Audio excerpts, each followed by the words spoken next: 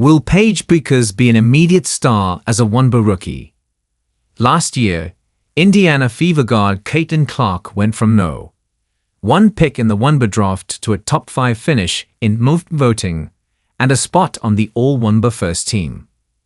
Fresh off leading Uconn to its first national championship since 2016, can Paige Bueckers make a similar impact as the presumptive no. 1 pick in Monday's draft? Clark did experience some of what fellow no. 1 pick Diana Taurasi termed reality, particularly during a brutal start to the schedule.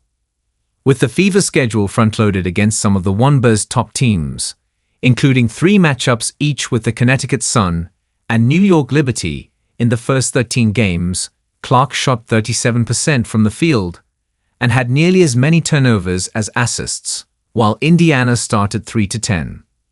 By the time Clark returned from the WNBA's Olympic break, however, she was one of the league's most valuable players down the stretch. Over that span, Clark averaged 23.1 and 8.9 AP as the Fever reached the playoffs for the first time since 2016.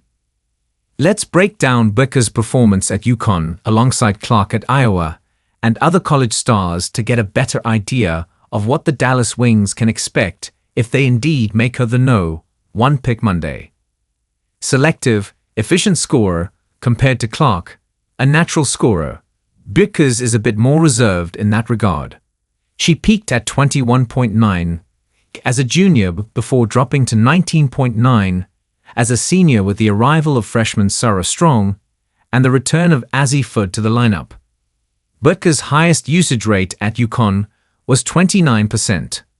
Clark was at 36.5%, or higher all 4 years of her college career.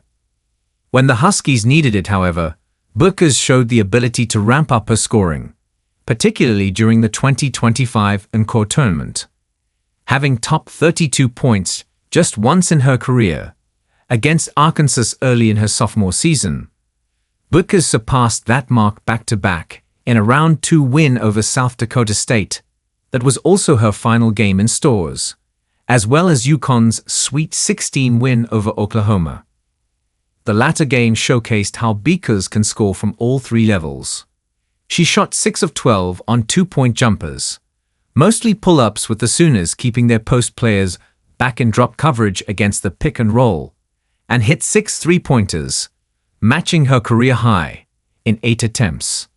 Although Bueckers couldn't possibly always maintain the efficiency of that game, when she needed just 27 shot attempts and 3 foul shots to score 40 points.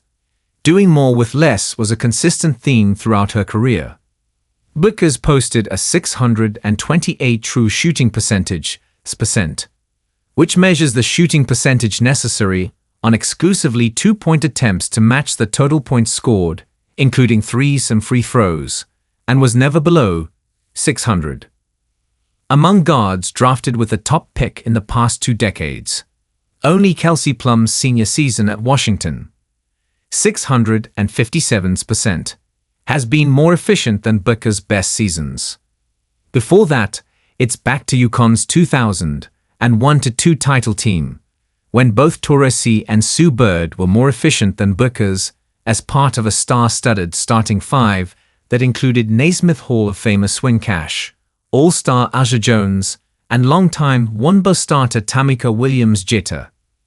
Playing on such a stacked team, Bird leaned a little more pass-first than Bueckers, averaging 14.4 and 5.9 AP, while winning National Player of the Year honors as a senior with a 21% usage rate. Still, she might be the best historical comp for Bueckers as a scorer. Bird never averaged more than 14.7 in the WNBA, but similarly took over games with her scoring when necessary, most notably with 14 points in the 4th quarter of the Seattle Storm's Game 5 win over Taurasi and the Phoenix Mercury en route to the 2018 WNBA Championship. Dangerous pick-and-roll operator.